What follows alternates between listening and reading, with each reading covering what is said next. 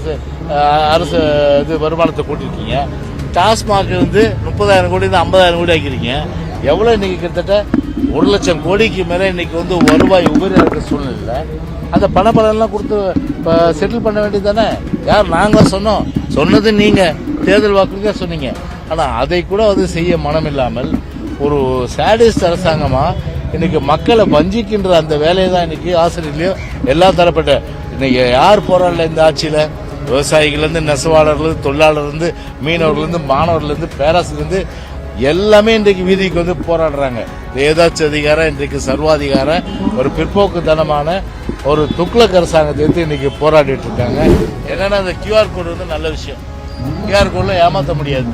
ஏன்னா இப்போ என் ஓட்டு இருக்கு, ஒரு அப்ளிகேஷன் கொடுக்குறாங்க, கரெக்டாக கொடுத்தாங்க, ஃபில்அப் பண்ணி கொடுக்க போகிறேன். அதில் கியூஆர் கோடு பண்ண வச்சுக்கேன். நான் இன்னொரு இடத்துல மயிலாப்பூரில் ஒரு ஓட்டை வச்சுன்னு வச்சுக்கேன். இது மயிலாப்பூரில் தான் ஓட்டு இருக்கு. இப்போ ராயபுரத்தில் ஒரு ஓட்டு வச்சிருந்தாலும் கியூஆர் கோடில் தெரிஞ்சுமா தெரியாதா? மீனவர்கள் இப்போ இலங்கை சிறையில் வாடுறாங்க, போட்டெல்லாம் பிடிச்சிட்டாங்க.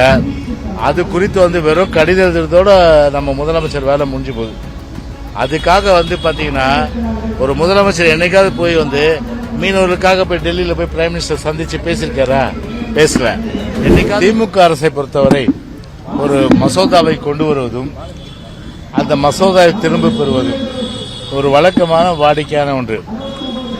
ஒரு துக்ளக் அரசாங்கம் தான் இது. நாம் இந்த திமுக விடியாத அரசு சொல்லும். அதுவும் ஒரு தனியார் திருத்த சட்ட முன்வடிவு, தனியார் பல்கலைக்கழக திருத்த சட்ட முன்வடிவு. அதாவது தமிழ்நாட்டை பொறுத்தவரை 163 ஆர்ட்ஸ் அண்ட் சயின்ஸ் காலேஜ், கலை மற்றும் அறிவியல் கல்லூரி இருக்கு. அதே போன்று 17 பாலிடெக்னிக் இருக்கு, 2 பொறியியல் கல்லூரி, 3 பொறியியல் கல்லூரி. இதெல்லாம் கவர்மெண்ட் எய்டட். காலங்காலமா அது புரட்சி தலைவர் காலத்துல அம்மா காலத்துல எல்லா காலத்திலயும் காலங்காலமா நடக்கிற காலங்காலமா அந்த எய்டட் இருந்தது. அவங்க எந்த டிஸ்டர்பன்ஸ் இல்லை. ஸோ பேராசிரியர்களுக்கு பாதுகாப்பு இருந்தது. ரெண்டாவது என்னன்னா ஒரு ஒடுக்கப்பட்ட மக்களாக இருக்கின்ற ஆதி திராவிடர்கள், அதே போன்று பழங்குடியினர்கள், அதே போன்று பிற்படுத்தப்பட்ட சமுதாயத்தை சார்ந்தவர்கள், அதே போன்று மிகவும் பின்தங்கியவர்கள், அதே போன்று சீர்மரபினர்கள், இவர்கள் அனைவருமே இந்த தனியார் அரசு உதவி பெறும் கல்லூரியில் படிக்கின்ற பல லட்சம் மாணவ மாணவியர்கள். உதாரணம் என்ன எடுத்தா கூட தியாகராய காலேஜ் ஒரு எய்டட் இன்ஸ்டிடியூஷன், அதே போல பச்சைபாஸ் காலேஜ் ஒரு எய்டட் இன்ஸ்டிடியூஷன். குறைஞ்ச கட்டணம் தான் நான் படித்தேன்.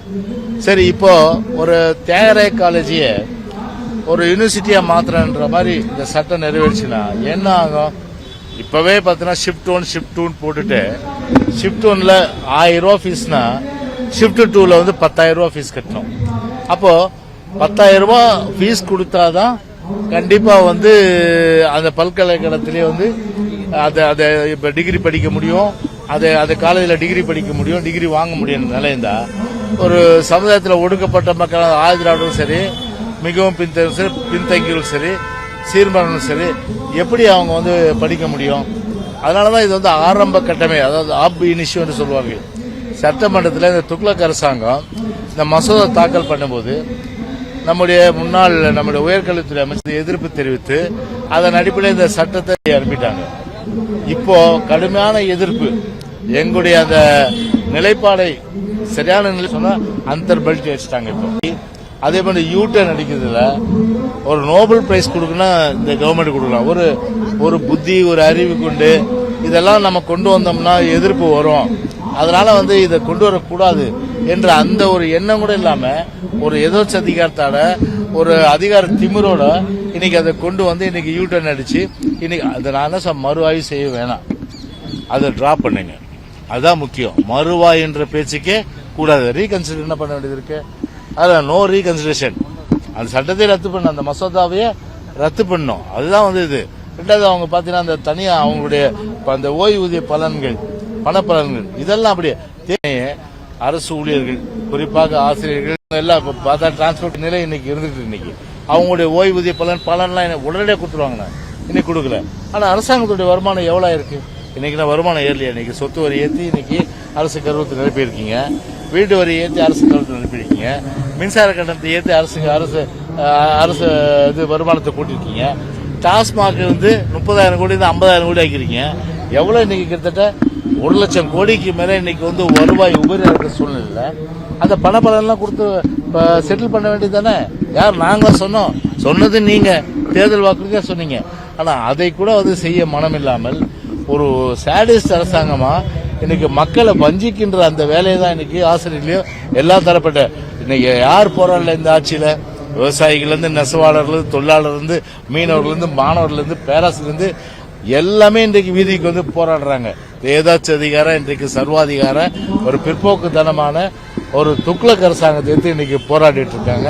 என்னன்னா இந்த கியூஆர் கோடு வந்து நல்ல விஷயம். கியூஆர் கோட்ல ஏமாற்ற முடியாது. ஏன்னா இப்போ வந்து என் ஓட்டு இருக்கு, ஒரு அப்ளிகேஷன் கொடுக்குறாங்க, கரெக்டாக வந்தது கொடுத்தாங்க, ஃபில்அப் பண்ணி கொடுக்க போறேன். அதில் கியூஆர் கோடு பண்ண வச்சுக்கேன்.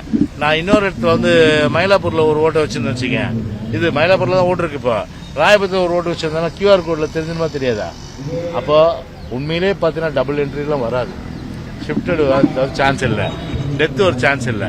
அப்படி இருக்கும்போது ஒரு டிரான்ஸ்பரண்டா ஒரு வாக்காளர் பட்டியல் உண்மைத்தன்மையோடு வெளித்தன்மையோடு இருந்தா அது வந்து நல்ல விஷயம் தானே. அது எதுக்கு போய் எதிர்க்கிறாங்க அதுதான் புரியல.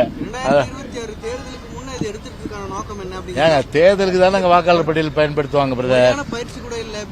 ஏங்க இப்ப இது 300 வீடு ஒரு பூத்துக்கு ஒரே பிஎல்ஓவா தமிழ்நாடு ஃபுல்லா போய் சுத்துறாரு அவரு.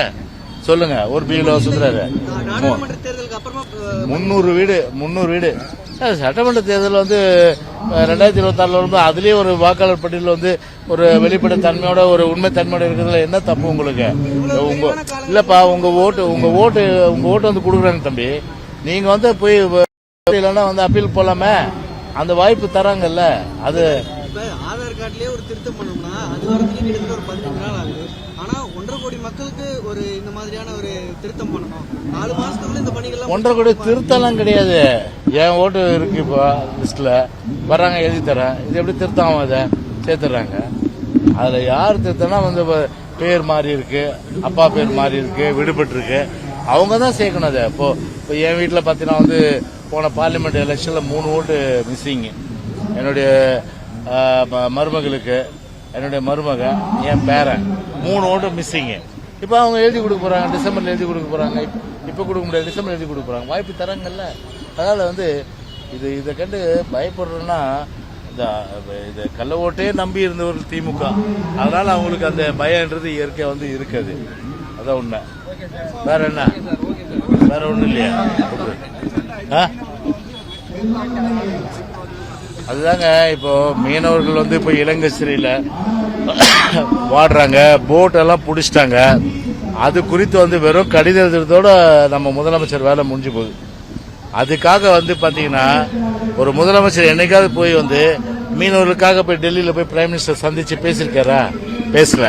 என்னைக்காவது போய் ஒரு டீமை ஒரு குழு அமைச்சு அவர் வந்து வெளியுறவுத்துறை அமைச்சர், அதே போன்று பிரைம் மினிஸ்டர், இவங்கள பிரதமர், இவங்க போய் ரெப்ரசன்ட் பண்றதுக்கு ஒரு டீம் அமைச்சாரா? கிடையாது. Only writing letter to PM. வெறும் லெட்டர் தான். நான் அனுப்புவது கடிதம் அல்ல. அந்த தான் சரிதானா? இதுல என்ன பண்ணாது, குழந்தை தெய்வத்தில் வருமே இந்த ஜெய்சங்கரும் ஜமுனா பாடுறது, அந்த மாதிரி தான் ஸ்டாலினுடைய கடிதமா எடுத்துக்க முடியும். ஓகே.